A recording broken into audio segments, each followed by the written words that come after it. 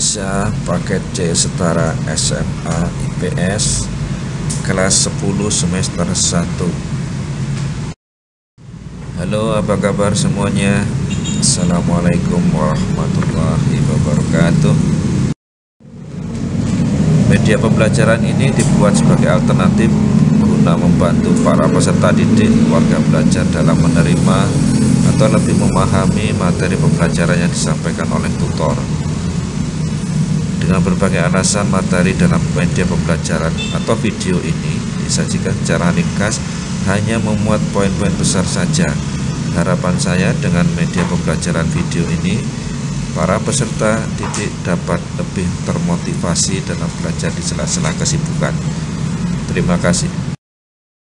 Baik, kita mulai bahwa materi pada modul 2 Bahasa Indonesia paket C kelas 10 semester 1 ini adalah teks eksposisi. Kami akan menyampaikan beberapa definisi, ciri, dan jenis teks eksposisi. Teks eksposisi adalah jenis teks non-fiksi yang berisi tentang penjelasan dari suatu informasi atau pengetahuan. Teks eksposisi sendiri ditulis berdasarkan data yang diperoleh dan berdasarkan fakta yang benar-benar terjadi. Selain itu, teks ini menyajikan informasi dengan padat, jelas, singkat, dan tentunya akurat. Informasi yang disajikan juga harus sesuai dengan 5W+1H atau yang lebih dikenal dengan adik SIMPA. Apa itu?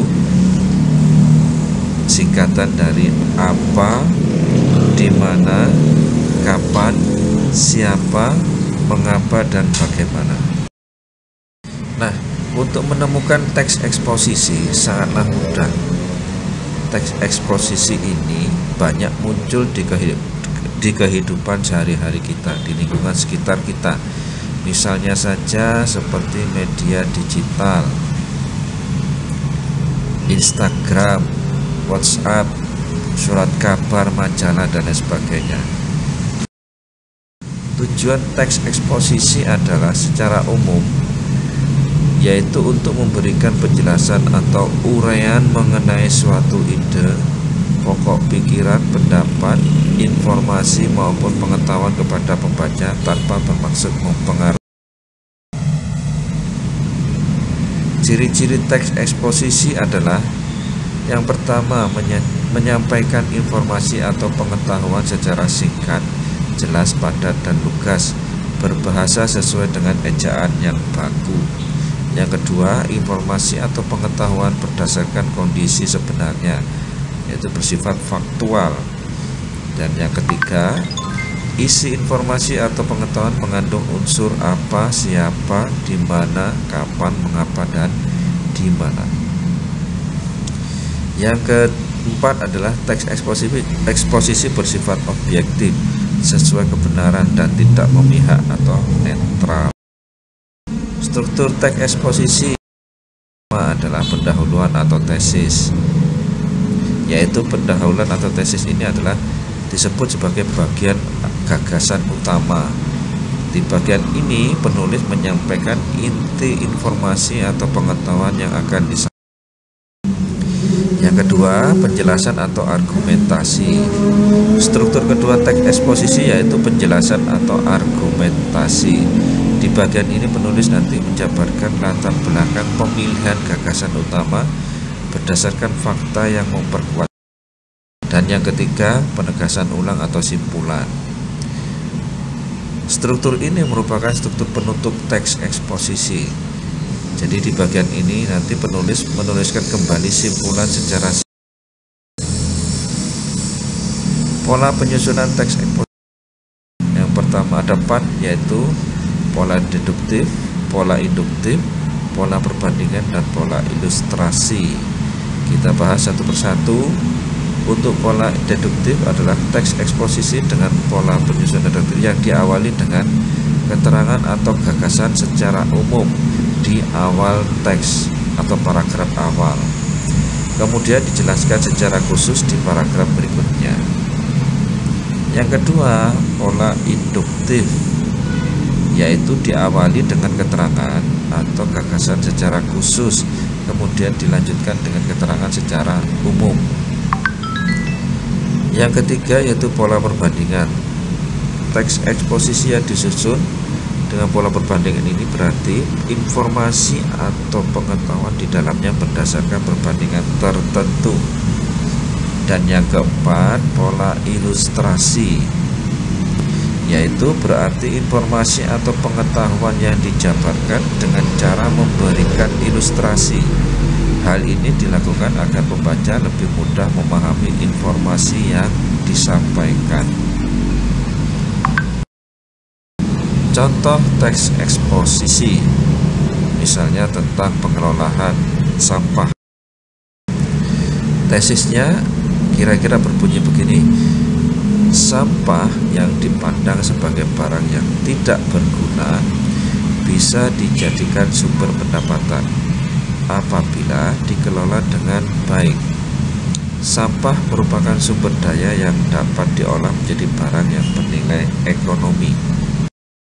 Kemudian untuk penjelasan atau argumentasinya atau rangkaian argumennya kira-kira berbunyi begini: apa yang telah dilakukan warga Pasar Ciputat Tangerang bisa dijadikan contoh. Warga setempat berhasil mengolah sampah dengan peralatan yang disediakan pihak swasta melalui perjanjian dengan pemerintah daerah. Contoh lain yaitu kegiatan yang dilakukan oleh warga Kali Abang Kota Bekasi.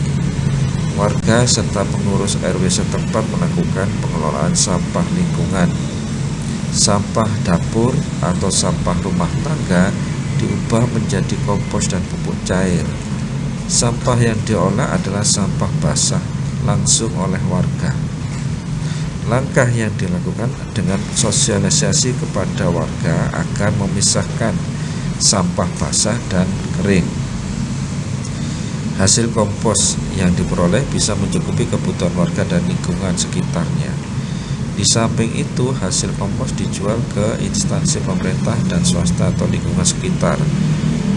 Produksi kompos dari sampah lingkungan bisa memberi kegiatan bagi warga dan pemasukan yang positif, termasuk juga produksi pupuk cair bisa dirasakan untuk menyuburkan tanah warga. Untuk yang penegasan ulang atau simpulannya kira-kira berbunyi: berdasarkan contoh-contoh tersebut, pengolahan sampah memang tidak lepas dari keterlibatan warga masyarakat. Masyarakat harus diajari memilah sampah organik dan anorganik. Peranan pemerintah diperlukan di dalam masalah sosialisasi dan pembudayaannya.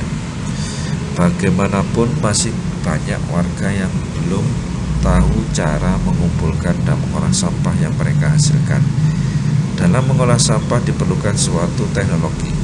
Biaya penyediaan teknologi pengolahan sampah tersebut tidak sebanding dengan keharusan pemerintah untuk menyiapkan dana ratusan miliar tiap tahunnya untuk perbaikan jalan gara-gara sampah. Apabila pemerintah berhasil menggandeng pihak swasta di dalam penyediaan teknologi pengolahan sampah, biaya dapat lebih ditekan. Peran swasta juga dapat dilibatkan di dalam penyaluran dan pembelian produk-produknya. Usaha tersebut tentunya akan lebih ringan lagi. Demikian untuk materi teks eksposisi kali ini. Terima kasih dari saya cukupkan sekian, kurang lebihnya mohon maaf. Wassalamualaikum warahmatullahi wabarakatuh.